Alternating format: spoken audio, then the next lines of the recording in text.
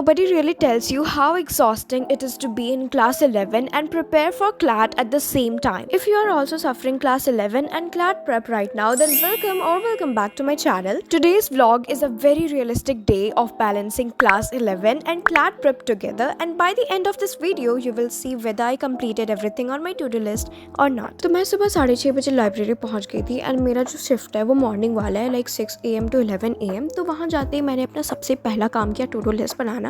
And आज का mission बहुत ही सिंपल था। कमर्शियल लॉ का रिवीजन करना था मुझे, देन फ्रीडम का मुझे 2 लेक्चर का रिवीजन करना था, एंड देन फ्रीडम का लेक्चर नंबर 3 मुझे देखना था। अगर ये टास्क कंप्लीट हो जाए तो डे ऑलरेडी सक्सेसफुल, और एक्स्ट्रा जो पढ़ूंगी वो सिर्फ बोनस में होगा। तो मैंने कमर्शियल लॉ से स्टार्ट किया, एंड कमर्शियल लॉ का तो मैं क्या ही बताऊँ, मुझे कुछ समझ नहीं आ रहा। मैं अभी भी lecture number 1 and lecture number 2 के कॉन्सेप्ट्स को क्लियर नहीं कर पाई। मैं इन्हीं 2 लेक्चर में फंस चुकी हूँ, एंड मुझे समझ नहीं आ रहा कि अगर स्टार्टिंग के 2 लेक्चर ही मुझे समझ नहीं आ रहे तो आगे का क्या होगा। तो मैं ना सेम कंसेप्ट्स को रिवाइज कर रही हूँ, होपिंग कि इस बार क्लिक हो जाए। मुझे लगा था ये दिक्कत सिर्फ मेरे साथ ही हो रही है, लेकिन जब मैंने चैट सेक्शन खोला तो बाकी सारे बच्चों को भी सेम प्रॉब्लम आ रहा था। लाइक उन्हें भी सेम प्रॉब्लम आ रही थी। कमर्शियल लॉ तो समझ नहीं आ रहा था, लेकिन बाकी सारे सब्जेक्ट बहुत अच्छे से समझ आ रहे थे। तो मैं ना 2x पे वीडियो देख रही थी and side by side I was making the notes, लेकिन फिर मैंने नोट्स बनाना बंद कर दिया because I wanted to focus on the lecture only. तो मैं ना आज 5:30 बजे उठी थी एंड मैं घर से ब्रेकफास्ट करके नहीं आई थी, so I was very hungry at the time. बगल के स्टोर से I got some Maaza and chips. Not a healthy option I know, but survival is more important. 10 minute का ब्रेक लेने के बाद मैं ना फिर से पढ़ाई करने बैठ गई एंड कमर्शियल लॉ के मैंने सारे नोट्स कंप्लीट किए। वैसे तो टीचर्स ने बोला है नोट्स बनाने की जरूरत नहीं है, बस इंपॉर्टेंट पॉइंट्स लिख लिया करो एंड बाकी जो भी कुछ बचा रहा वो प्रिंट आउट निकाल लेना।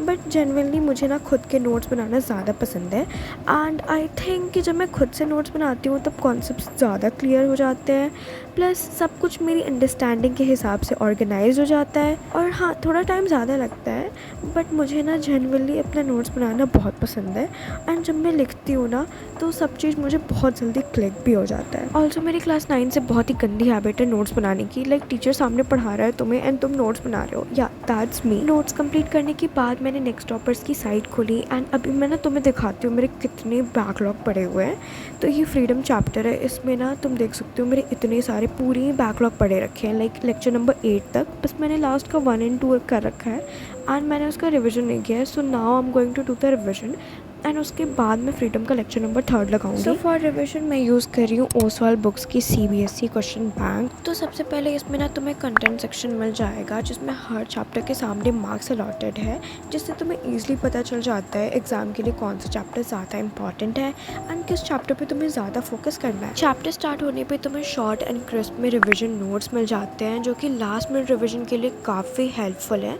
इसके साथ ही साथ तुम्हें माइंड मैप्स भी दिया गया है, जिससे तुम एग्ज़ाम से पहले पूरा चैप्टर एक बार में क्विकली रिवाइज कर सकते हो। देन यहाँ पे इंपॉर्टेंट की टर्म्स दिए गए हैं ताकि रिवीजन करते टाइम कोई भी इंपॉर्टेंट टर्म मिस ना हो। मुझे इस बुक की एक और चीज़ काफ़ी अच्छी लगी और वो है कॉम्पिटेंसी फोकस क्वेश्चन। लाइक आजकल ना CBSE ऐसे क्वेश्चन को काफ़ी इंपॉर्टेंस देता है और इनकी प्रैक्टिस करना बहुत ज़रूरी है। फिर आता है मेन प्रैक्टिस सेक्शन, जहाँ पे तुम्हें MCQs, short answer type question, assertion and reason and बहुत सारे एग्जाम ओरिएंटेड क्वेश्चंस मिल जाते हैं। इसके अलावा इसमें कॉमनली मेड एरर्स भी दिए गए हैं, लाइक जो एग्जाम में हम गलती करके आते हैं वो अवॉइड कर सके। नीचे आंसर राइटिंग टिप्स भी दिया गया है, जिससे तुम अपने आंसर को बेटर बना सकते हो एंड ज़्यादा मार्क्स गेन कर सकते हो। और फाइनली यहाँ पे NCERT कॉर्नर भी दिया गया है, जहाँ पे तुम्हें NCERT के इंटेक्स से लेके एक्सरसाइज बेस्ड क्वेश्चन सब मिल जाता है।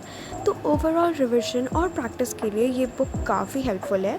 मैंने इसकी history, political science, economics and English वाले क्वेश्चन बैंक्स लिए हैं। अगर तुम भी इसे अपने एग्जाम्स के लिए लेना चाहते हो तो ओसवाल बुक्स की ऑफिशियल वेबसाइट से ले सकते हो।